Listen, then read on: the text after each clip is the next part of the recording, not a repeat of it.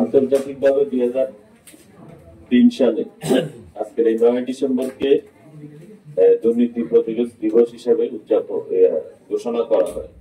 বাংলাদেশও সদস্যপদ লাভ করে। তার মধ্যে 2003 সালে আন্তর্জাতিক দুর্নীতি দিবস উদযাপন করা হয় এবং 2017 সালে আজকের এই দিনটাকে সরকারি এবং বেসরকারি ভাবে প্রতিপালন করা হয়।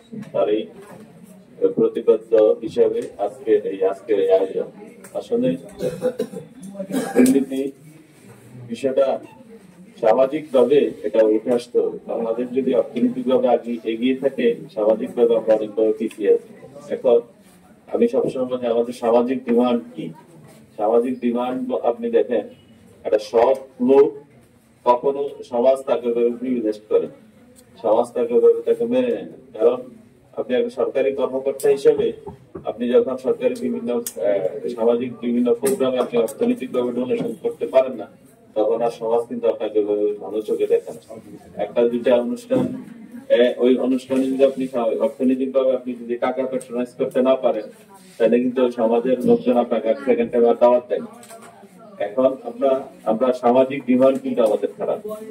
সামাজিক ভাবে আমরা এটাকে করতে হবে যে না, এটা সরকারি কর্মকর্তা, সে কত টাকা বেতন পায়, আমি যে তার থেকে আমার প্রত্যাশাটা কি, এটা আপনাকে দেখতে হবে।